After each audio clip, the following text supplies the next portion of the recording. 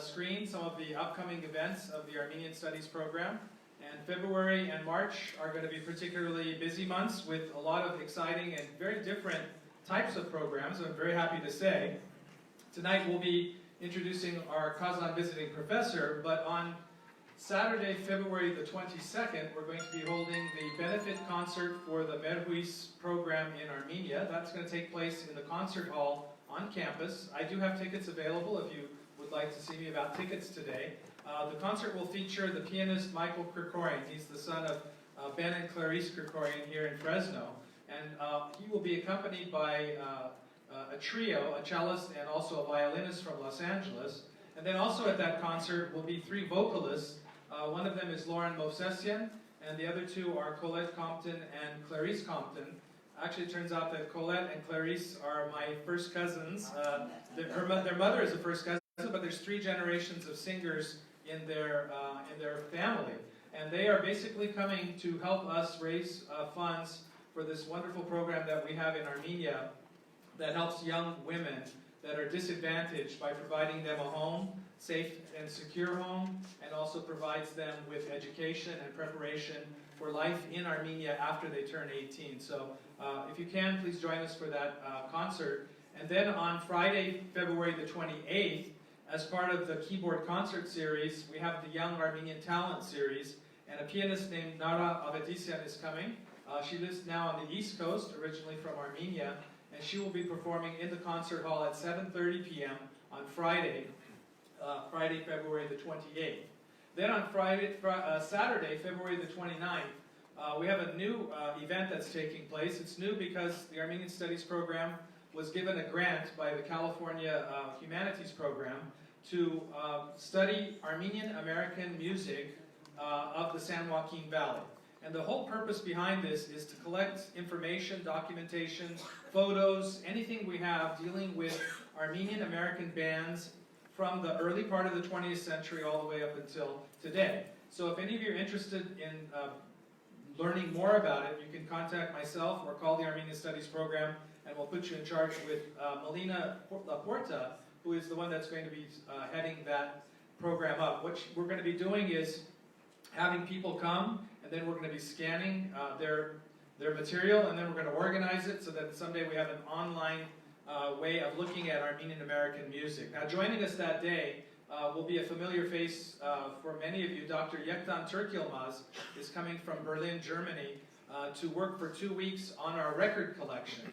If any of you have Armenian American records, meaning Armenian records produced in America, we are still interested in collecting those because we have a collection of over 1,000 records that are now being cataloged, and they're going to be eventually digitized and again made into an online repository for Armenian American music.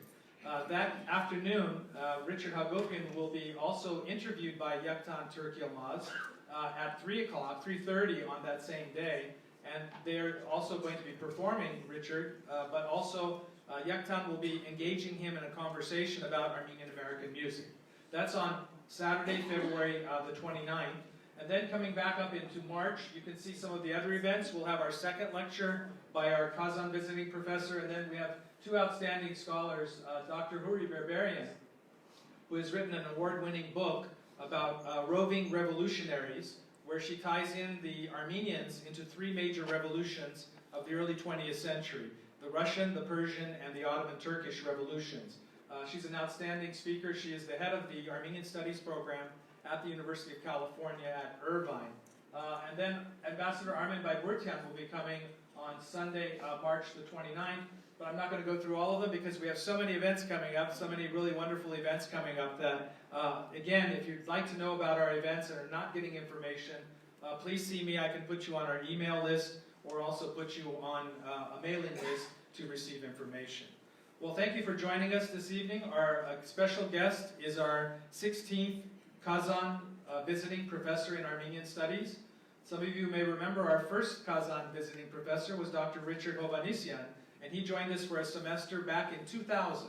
So it's been 20 years that this program has been in place. Dr. Şekeryan joins us from the University of Wisconsin at Madison, where he was a research fellow last year. Prior to that, he completed his doctoral dissertation at the Department of Oriental Studies at the University of Oxford, and his dissertation was The Armenians and the Ottoman Empire After the First World War, 1918 to 1923. He is a graduate from many universities. That is, he's got his bachelor's degree and master's degree from universities in Turkey, and then has spent much of the last few years in London and in England, and then also here in Fresno for this semester. The talk will be called An Untold Story of Survival, the Armenian Community in Istanbul during the Armistice years, as I mentioned. It's a very important and understudied period, the 5-year period from the end of World War I until the establishment of the Republic of Turkey. So I'm not going to say more because we are very happy today, and I'd like you all to welcome our special visiting professor, Dr. Ari Şekeryan. Dr. Şekeryan.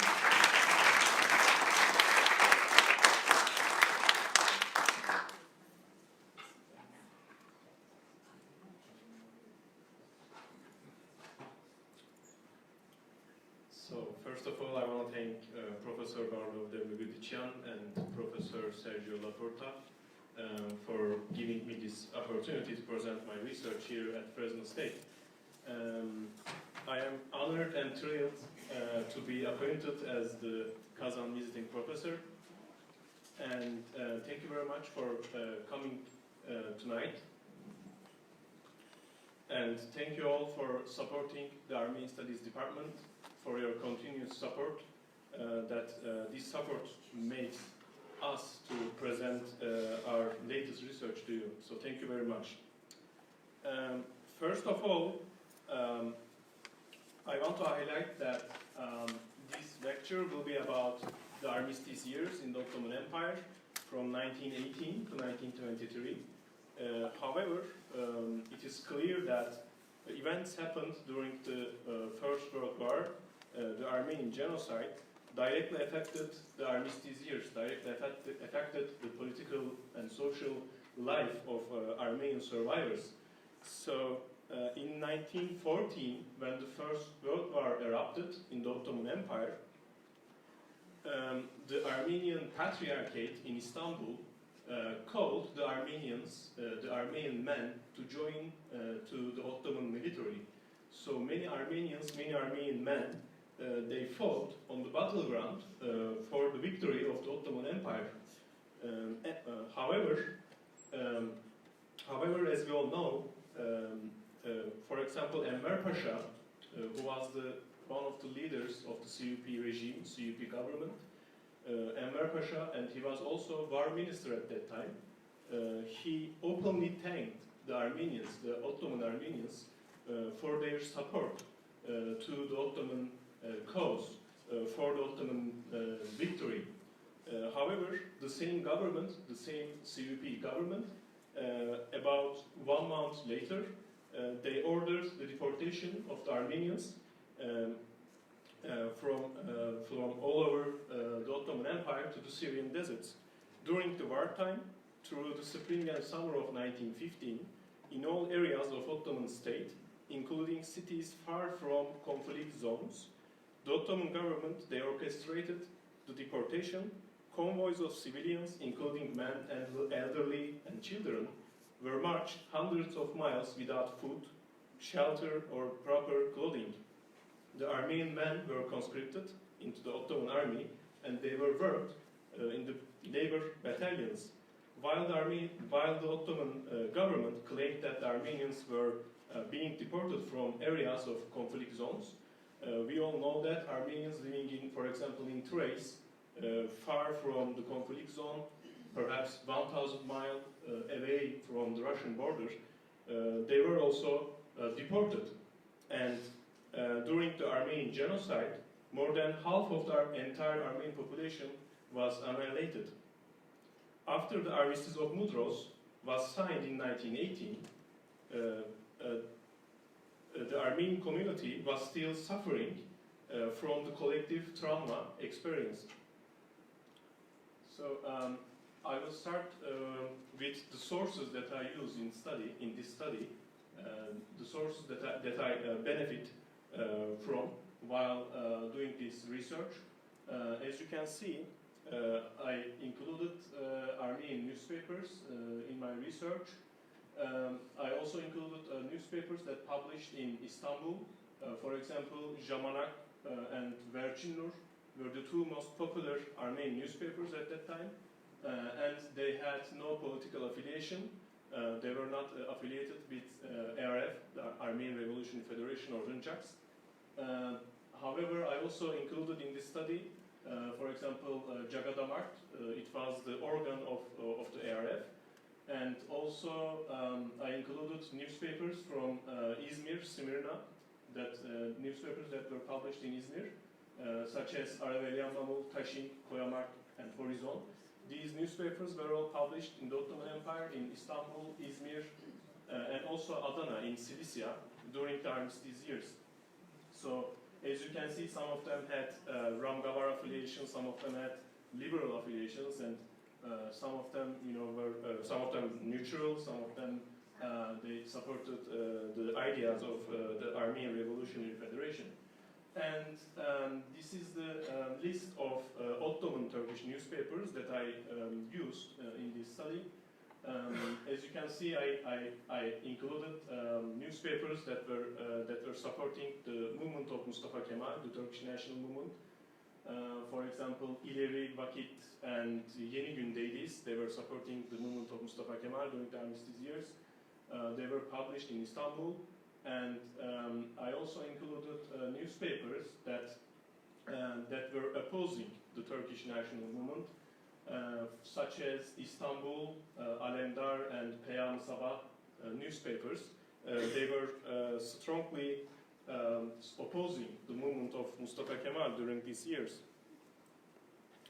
I want to give brief information about the population statistics of Constantinople, Istanbul, during the Armistice years.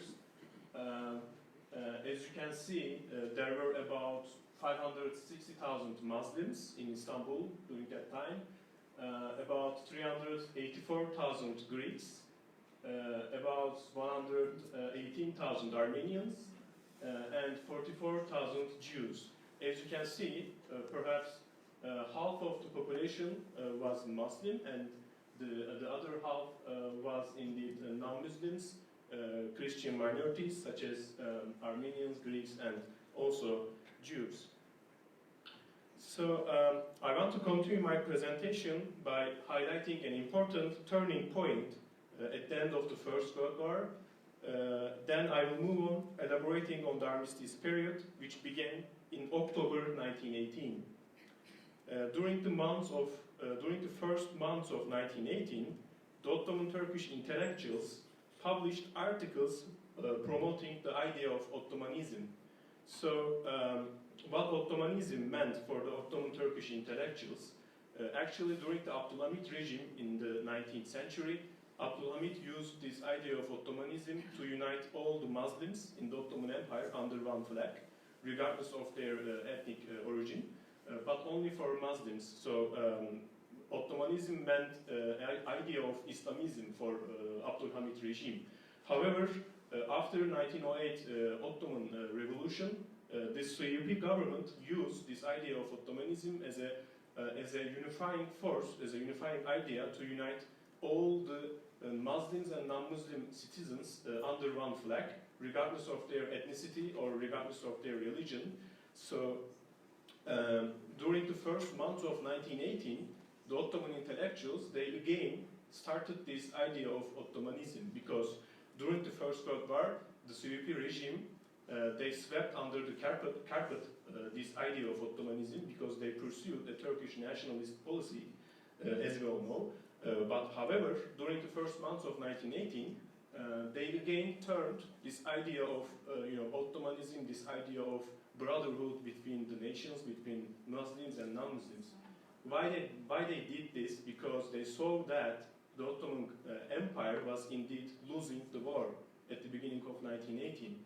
So they wanted to keep this Turkish nucleus united under this purple area. As you can see, they lost actually all the territories in the Balkans. They lost the territories in the Middle East, North Africa, and they wanted to keep this land, they call it Turkish nucleus, Misak-ı Milli, and they wanted to keep these lands united. So they promoted this idea of Ottomanism to convince Greeks and Armenians not to declare their independence.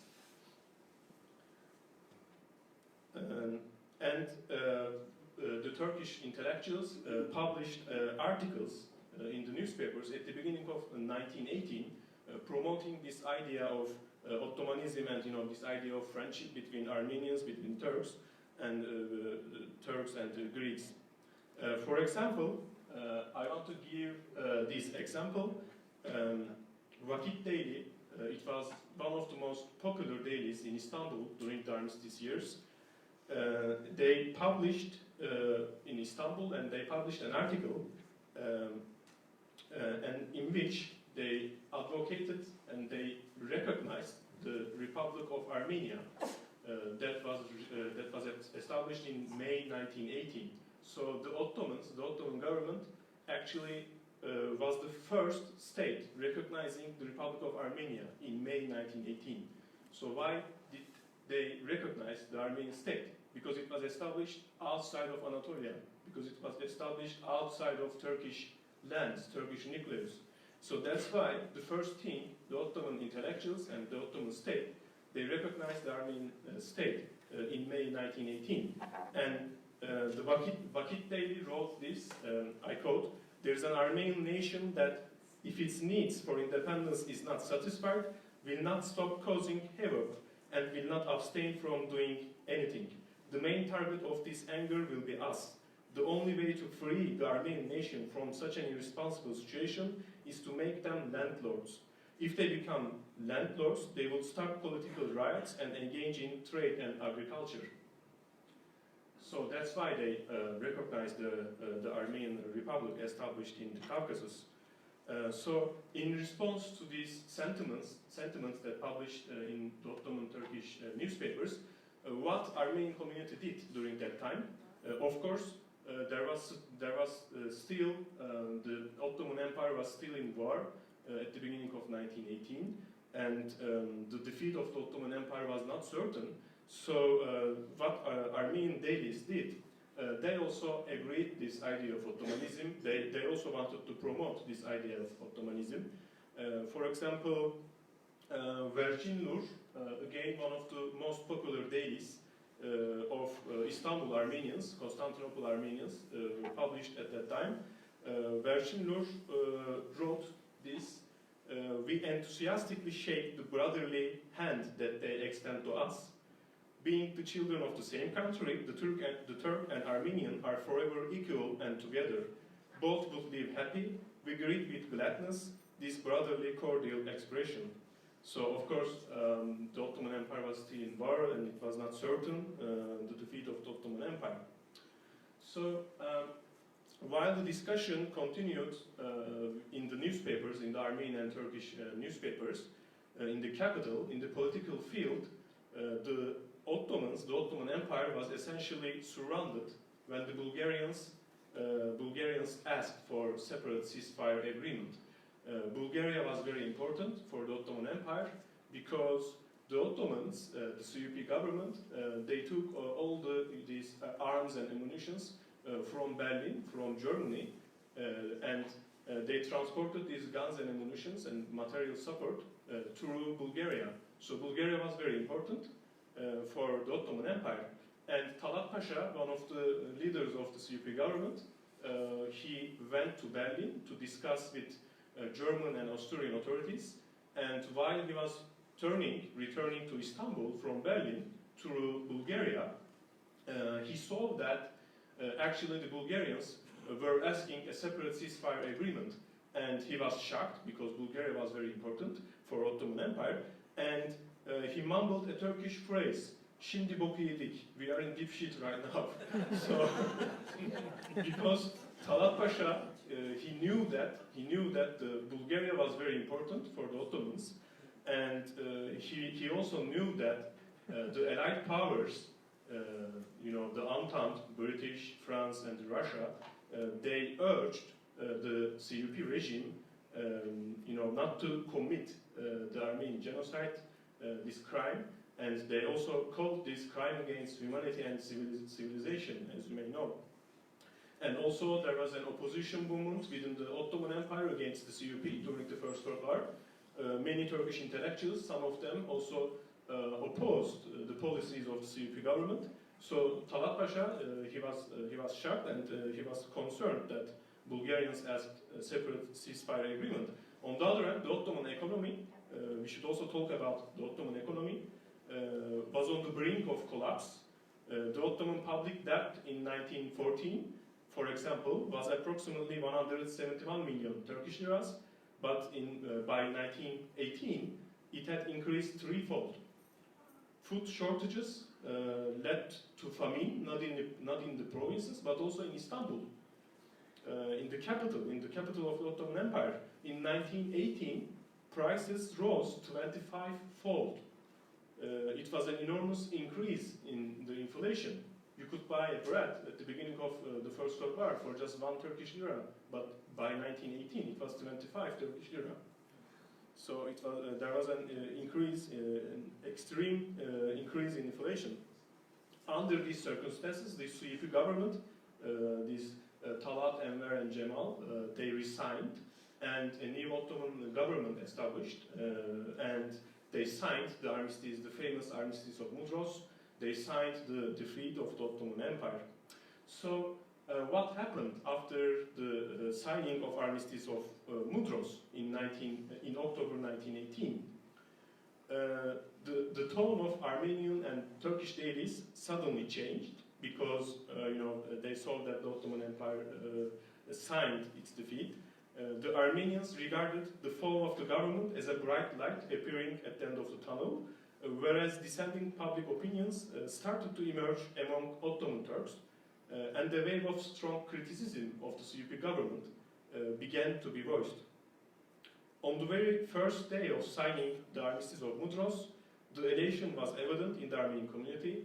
For example, on 1st November 1918, Vercinur, again the famous, the most popular Armenian daily in Istanbul, announced the armistice with a heading, "The whole capital celebrates and goes into raptures," and the lead article titled, "Today's Enthusiasm, the flags of Untold fly splendidly," opened with a passage which reflected the Armenian political transformation, "Christos Haryari Merelos," Christ is rising from the dead.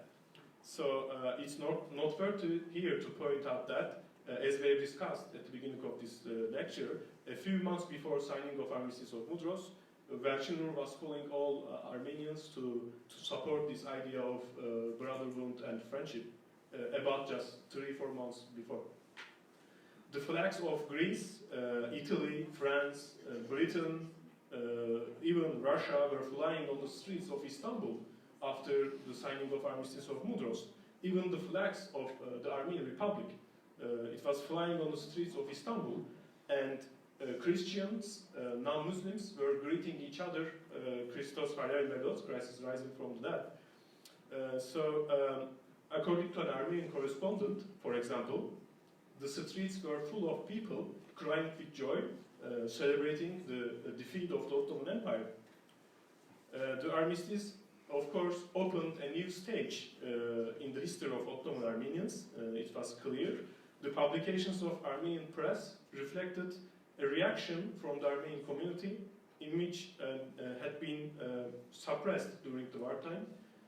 This repressed reaction was indeed a reaction against the CUP government, against the CUP government's deeds during the First World War. Nevertheless, as we have seen, almost a month before the war ended, the Ottoman Armenian dailies published articles promoting the Turkish-Armenian friendship and the idea of peaceful coexistence in the same country. The pro-Turkish approach suddenly changed to pro-Entente, pro-Armenian independence approach following the signing of Armistice of Mudros. For example, another Armenian daily, Byzantion, which was allowed to be published during the First World War by the CUP government. The CUP regime, they didn't block, they didn't prevent the publication of Byzantion, because Byzantion never published anything about the Armenian genocide, anything about the events during the First World War. and they continued their publication during the Armistice years. The Byzantium daily was, Byzantium daily friendly to the CUP regime, and they also wrote this. Today the situation is as follows: Armenians, Greeks, and all non-Turks witnessed such horrifying policies against them that they understood that there is an element in this country which clearly wants to annihilate them. We experienced this, and extremely bitterly. We do not believe anymore that these events were the work of one person. A few or thousands, it doesn't matter for us. Why are they, Turkish dailies, upset when we write about our condition the way we understand it? Again, we don't have the right to open our mouth. So what is important for our discussion is that the political position of Armenians changed from pro-Turkish to pro-Allied, pro-Armenian independence in a very short period of time. It is impressive how the collective Armenian position, political position, changed in the space of only a few months. The most important factor, of course, in this change is the beginning of the Allied occupation. So the Allied powers occupied Istanbul and certain parts of Anatolia, and they started to see these flags of Greece, flags of Armenia, flags of Britain, Russia, and France. And the political position of community rapidly changed from pro-Ottoman to pro-independence. The secessionist ideas began to be published in the Armenian dailies, and when the possibility of external support appeared, the political discourse among the Armenians began to radicalize. I suggest that the Ottoman Armenians were radicalized and galvanized following the de facto occupation of lands by the Allied states, which openly declared their support in favor of Armenian independence. So, meanwhile, the CUP regime, the CUP leaders, Talat, Enver, and Cemal, they fled Istanbul. They escaped from Istanbul in November 1918, following the signing of Armistice of Mudros, because they knew their crime during the First World War. Here I want to provide just one example of how the Turkish intellectuals, they actually criticized the CUP regime and their deeds during the First World War regarding the Armenian Genocide.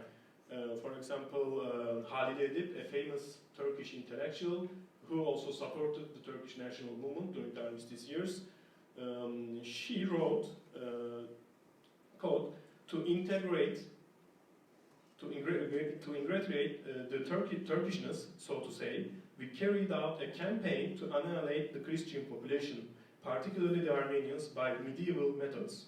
As a responsible nation, the whole burden is put on our shoulders because of the atrocities that went on for years.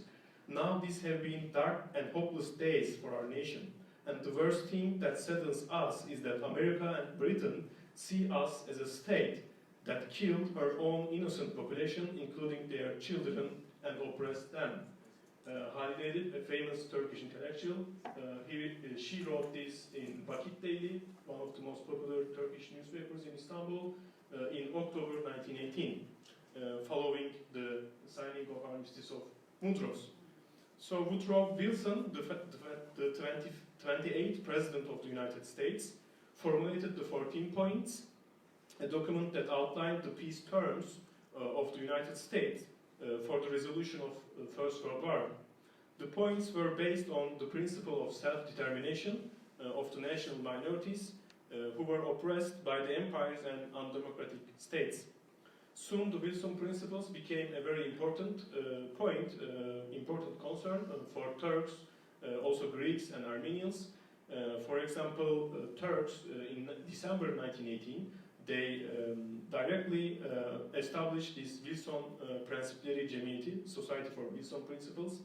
The Turkish intellectuals established this society, and also the CUP regime, the CUP underground organizations, they organized this Society for National Defense of Rights of Eastern Provinces, Vilayet-i Şarkiye Müdafaa Hukuk Cemiyeti.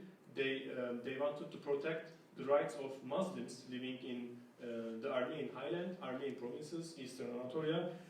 They wanted to protect the rights of local Muslims there, so they established this society.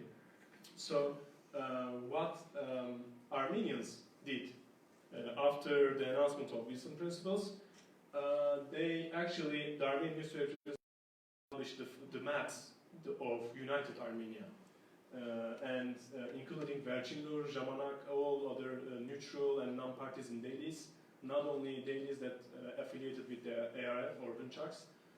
They started to publish the maps of United Armenia. For example, this is from Yerevan Daily. It's named Yerevan, but it was published in Istanbul, actually. And they published a map of United Armenia, independent Armenian state. It was, it included the Cilician lands, Armenian provinces, Black Sea region, Republic of Armenia. You can see here northern parts of Iran, through the Caspian Sea, actually, from Caspian Sea to Black Sea and then the Mediterranean. They published these maps, and they wanted to promote this idea of establishment of United Armenia at the beginning of 1919. This happened in January 1919. At the same time, the Ottoman Armenian public attention was focused on Paris Peace Conference. The Paris Peace Conference opened in January 1919, with the participation of the various victorious states such as Britain, France, Russia, and also they invited the Armenians. Two Armenian delegations were assigned to give voice to the Armenian demands, one representing the Ottoman Armenians and the other one representing the Republic of Armenia. So these two delegations, they attended the Paris Peace Conference to voice their demands for the Armenian independence. And actually in January 1919, these delegations actually announced the establishment of the cabinet of the United Armenia. For example, here they published, the Armenian newspapers, the cabinet of United Armenia, and you can see the photos of Kapriyan Oradukyan, Boğaz Suvar, Avedis Aroyan, and Arshak Çobanyan as the cabinet members of United Armenia. Miatsal ve Anga Hayastan entitled. Vercinur, again, the daily that promoted this Turkish-Armenian friendship before the signing of Armistice of Mudros, Vercinur published a series of articles to document in detail the Armenian characteristics of the 6 provinces, the Armenian provinces, Vilayat-ı Sitte in Ottoman Turkish, in order to disprove the Ottoman Turkish allegations that they should not be considered as part of an Armenian state. In the first article, which considered Erzurum, the names of the villages were listed one by one as a proof of the Armenians of the province. For example, they wrote Saracu, Giv, Nil, Balahor, Gam, Barizons, Hozapur, Çıragens, Hunut, Pohik, Garmrak, Gisak. Shall we continue?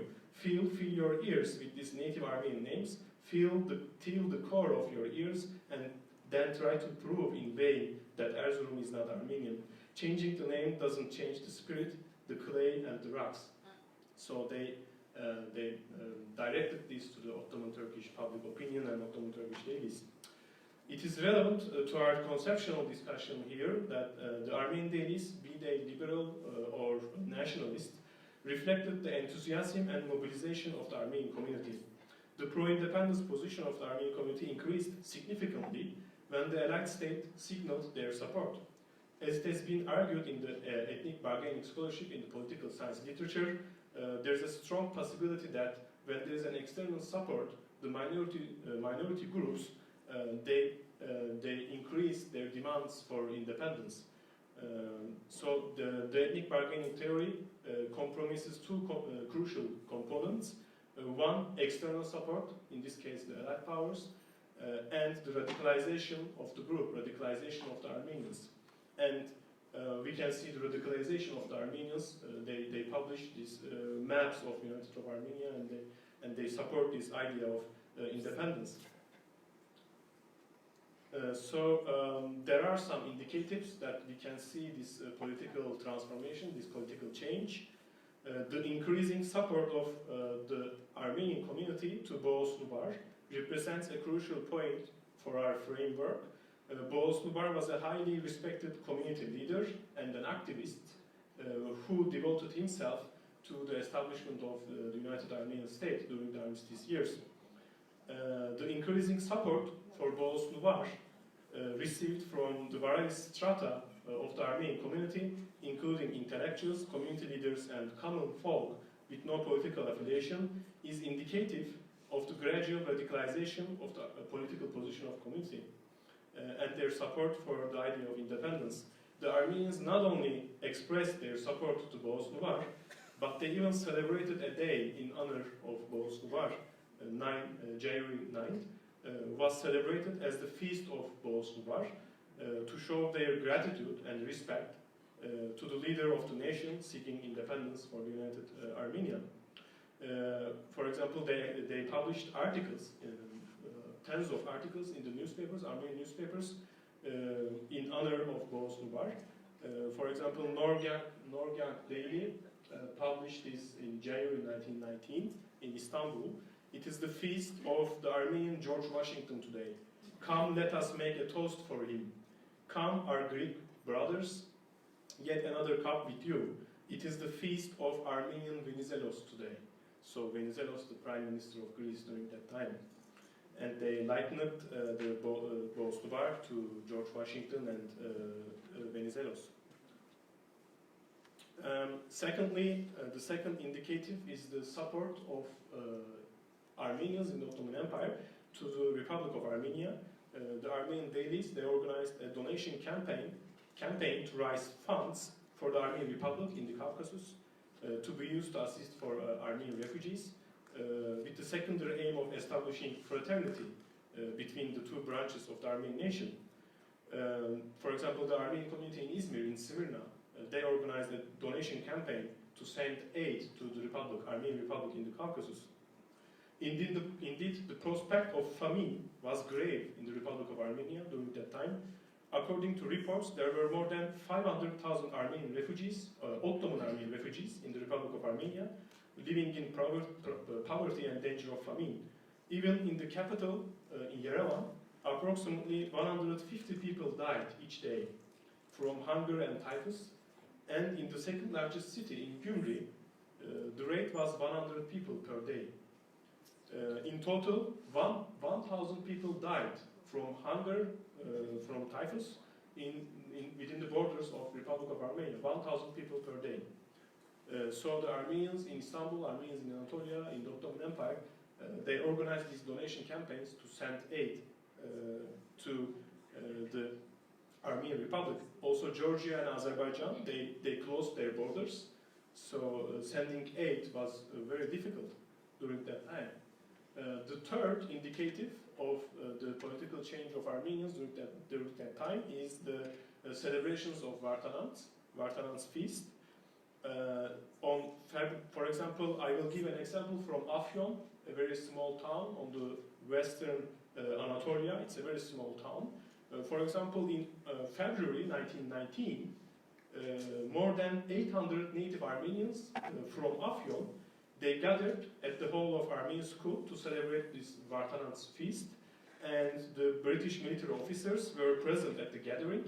A prominent member of the community urged the crowd to migrate to United Armenia from Afyon and start learning Armenian and then speak Armenian in public places. After singing patriotic songs and selling hundreds of Armenian flags to these people gathered in Afyon, the gathering came to an end with the playing of British national anthem and the chants of "Long live Armenia, long live Boğaz Nubar, long live the British Empire." It is remarkable that the Armenian bishop preached that the Armenians should migrate to United Armenia from Afyon, and when the time arrived. And he concluded that if you have a nail to use, save it for our fatherland. This was the last sentence of the Armenian bishop to the Armenians in Afyon. So So what happened next? As you all know, in May 1919, Mustafa Kemal landed in Samsun, and then he started the Turkish national movement in 1919. And we know that they attacked on the Armenian Republic. So there was a war between the Kemalist forces and the Republic of Armenia. It was a 4 month. It lasted 4 months, and they. I think it was first official war of the Turkish national movement was against the Republic of Armenia. I will not elaborate on the details of this war. I will not detail this war because it will take so much time. But what is important for our discussion is the support of the Armenians, support of Ottoman Armenians to the Republic of Armenia during this war, during the war between nationalists, Turkish nationalists, and Republic of Armenia. The Ottoman Armenians initiated donation campaigns in the Armenian dailies entitled "Everything for the Front," which elicited strong support from Istanbul Armenian community, both wealthy and poor.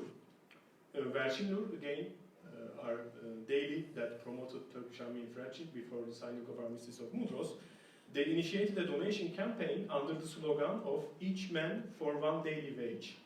And the first donations of the campaign were given by the workers of Vercinur itself. In Pera, Kumkapı, and Kadıköy, different neighborhoods of Istanbul, Armenian teachers and students participated in the campaign.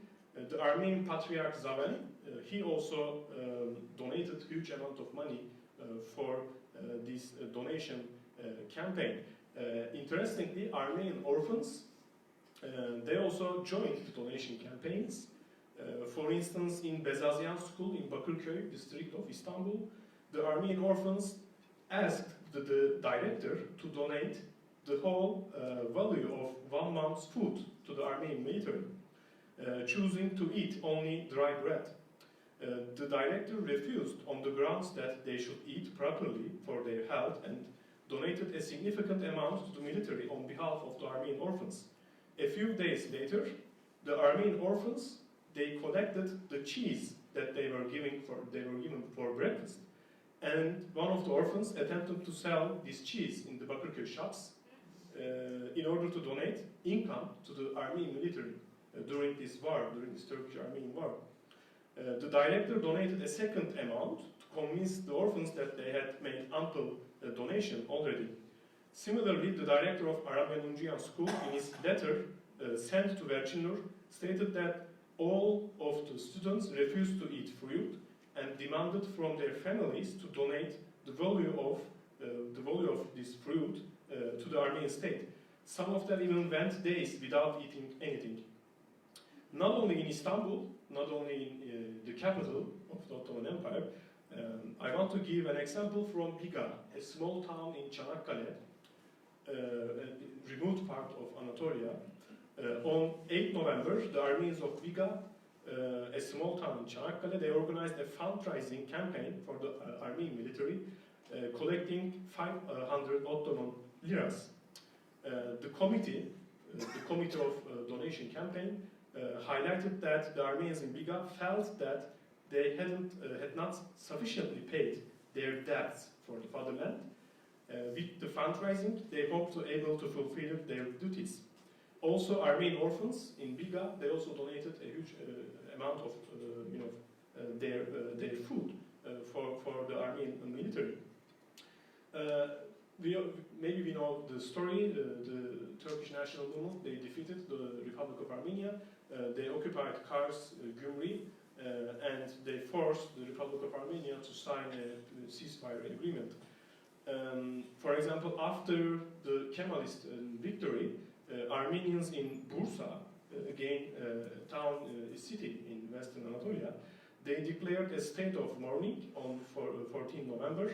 No Armenian in the city opened his shop on that day, and a religious rite was held in Armenian church honoring the Armenians. This is the publication of Vercinur.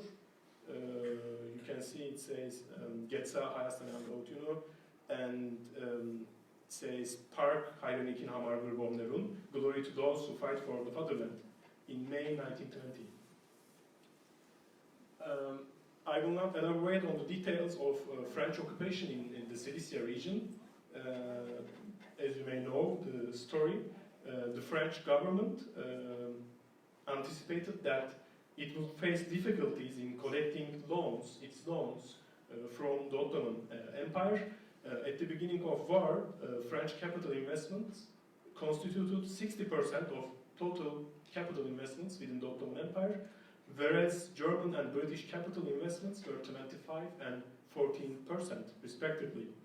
Motivated to protect French investments, the French authorities didn't support the idea of independence of Cilician Armenians, and they actually blocked the independence movement of Cilician Armenians.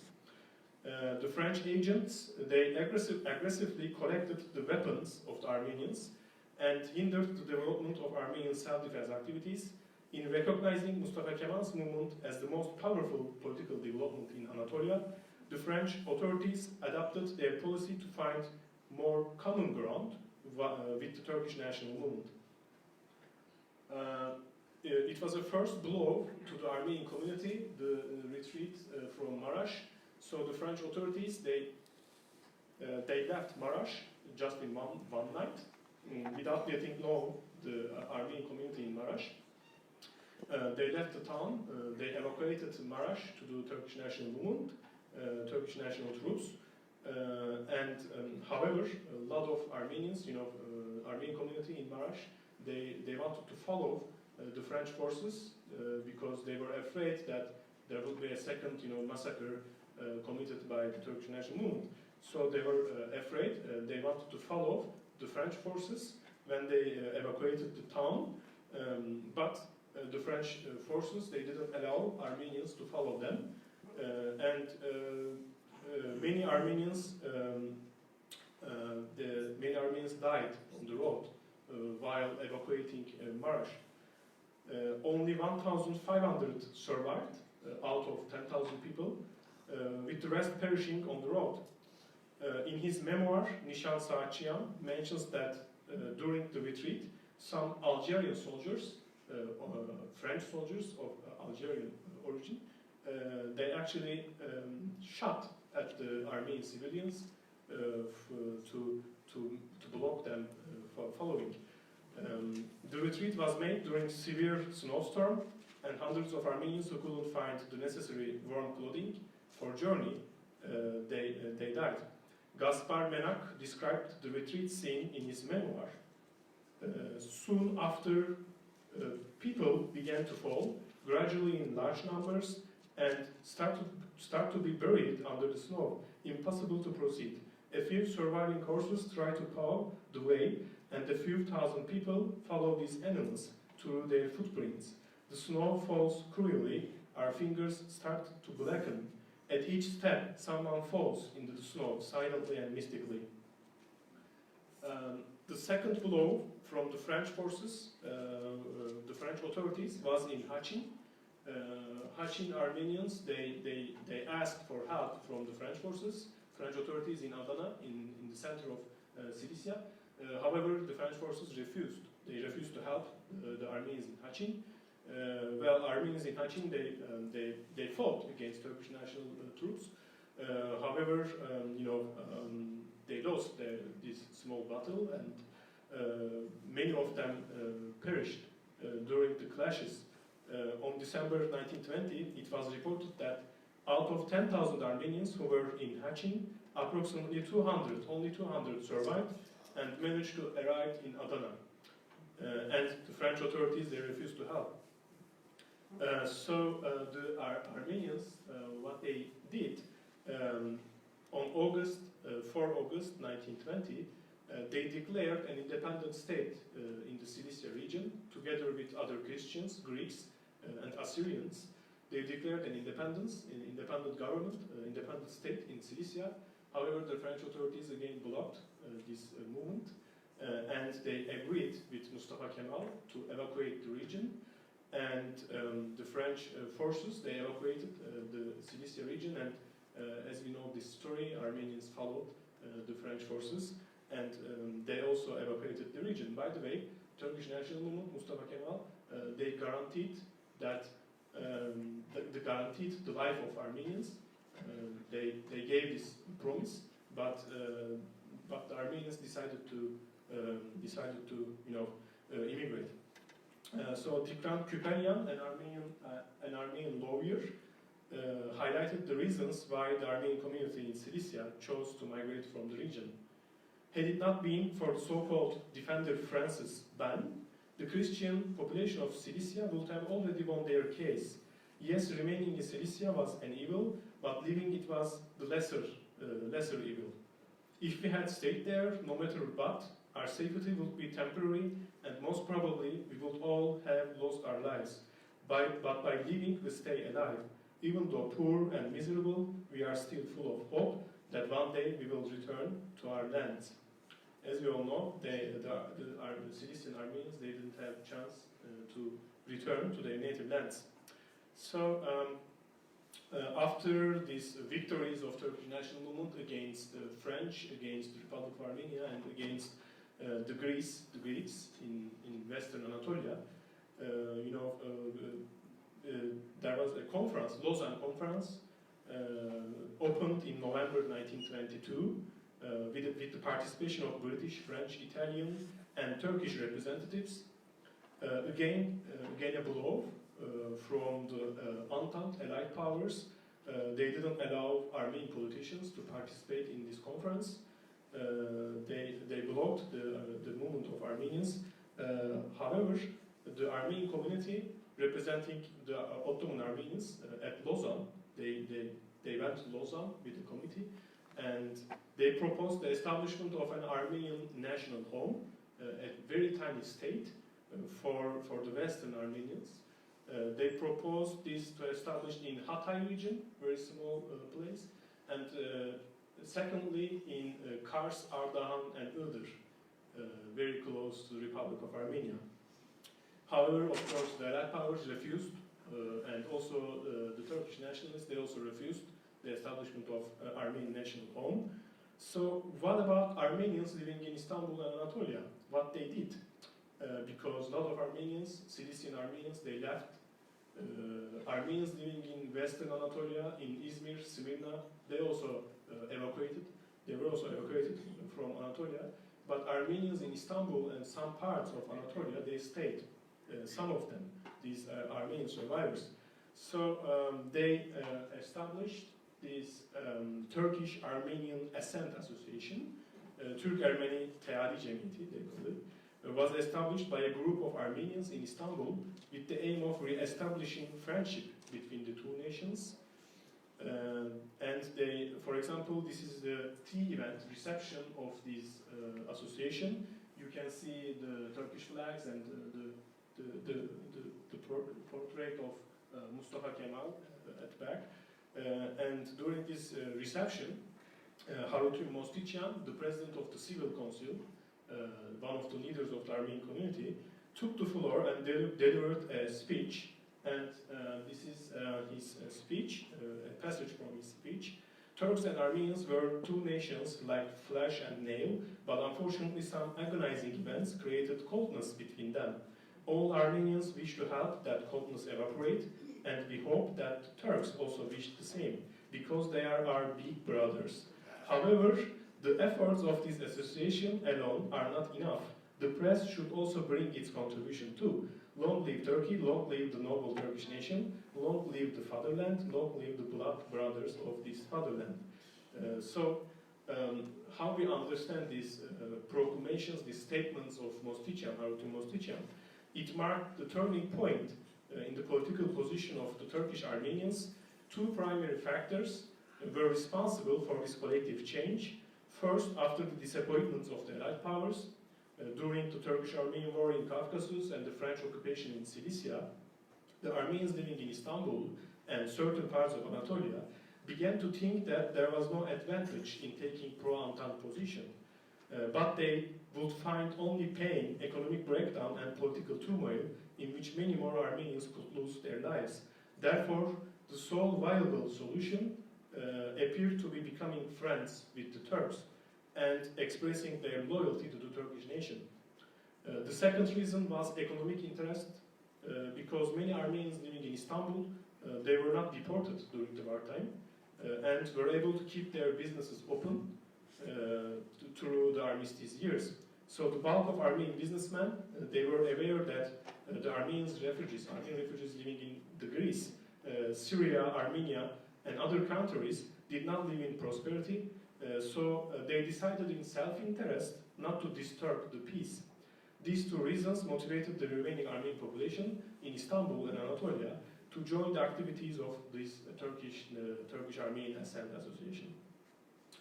So this is very interesting because when İsmet Pasha, representative of the Turkish national movement, Turkey and newly established Ankara government, Turkish state, and the delegates, when they were returning from Lausanne conference on behalf of the Turkish government, prominent members of Armenian community in Istanbul, including Kevork Aslanyan, the patriarchal locum tenens, Haruty Mostichyan, the president of the Civil Council, Stepan Vurdukyan, Andre Vaham, Armenian Intellectuals, they welcomed the Turkish delegation in Çatalca, outside of Istanbul, and congratulated them for their agreement in Lausanne. In his speech before İsmet Pasha, Mostichyan made this statement. As stated before on different occasions, the Armenians of Turkey link their fate to the fate of the Turks. They do not expect anything from anyone. They want to stay with the Turks by preserving the centuries-old friendship and advance this precious country by working together with the Turkish compatriots. So this was the statement of Haruty Mostichyan, president of the Armenian Civil Council, and it was published in Tevhid-i Efkar Daily in August 1923. Interestingly, while Mostichyan was speaking in the hall before İsmet Pasha, Tevhid-i Efkar noted that the Turkish members in the hall, they ridiculed and laughed at the presentation of the Armenian members because they knew that the Armenian members were not sincere. They did this to protect their, existence, physical and financial and cultural existence in the Ottoman Empire, in the newly established modern Turkey. And the Turkish intellectuals and Turkish newspapers knew that they wanted to protect actually their physical and financial conditions. They were not sincere. So my argument is that in order to understand this political transformation, as you can see, within 3 months, within 3 years, the Armenian population, Armenian community in the Ottoman Empire, they changed their political position, very quickly from pro-Entente, pro-Armenian independence. They organized these donation campaigns for the Republic of Armenia. However, after the defeat of the Greek forces and the retreat of French forces and the defeat of Republic of Armenia, they changed this their political position just to. So I say that just to protect. It was a tactical, strategic movement to protect their community in Istanbul, and they knew that the newly established modern Turkey, it was not a democratic state, and they knew this, and that's why they wanted to protect their cultural, physical existence in Istanbul. So thank you very much for listening.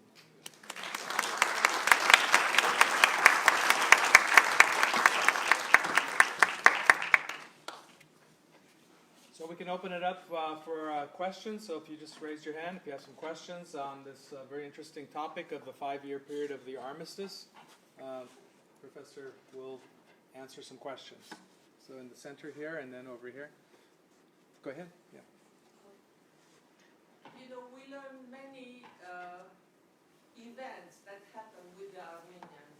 What bothers me most of the time is there's a vague area that how did the Turks, from Mongolia, China, Russia, wherever they came from,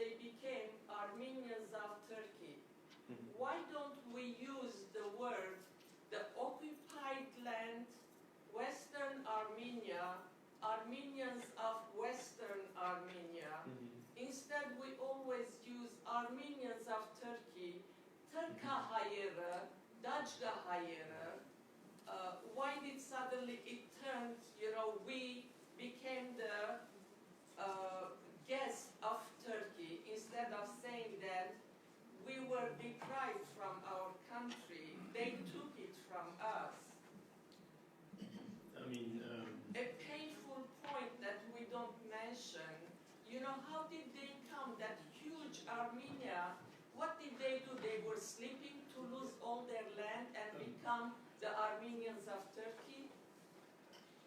Yeah, but Armenians, you know, throughout history, officially, as a historian, officially the Armenians, they didn't establish Western Armenia or Armenian state in the Armenian highland after the arrival of Ottoman Turks, right?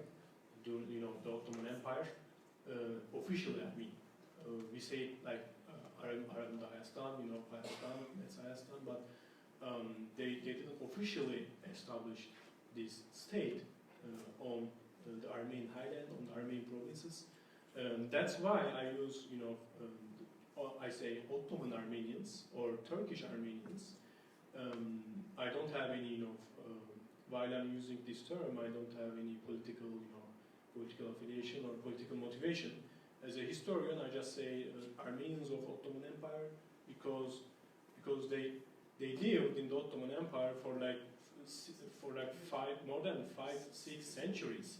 So that's why I call it Ottoman Armenians. And I don't agree, basically, that it's a historical fact, you know.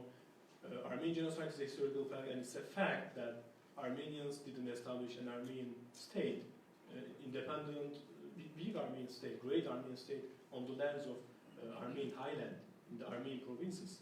So that's why I use just Ottoman Armenians. And it was perhaps the first time that in the Armenian history, perhaps modern Armenian history, it was the first time that all the Armenians, including Tashnaks, ARF, Hınçaks, all of them, they united for the idea of establishment of United Armenia during the Armistice years. Perhaps it was the first time throughout the Armenian history, because they don't like each other, you know.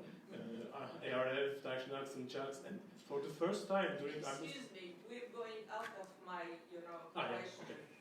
I don't mean you only using the, you know,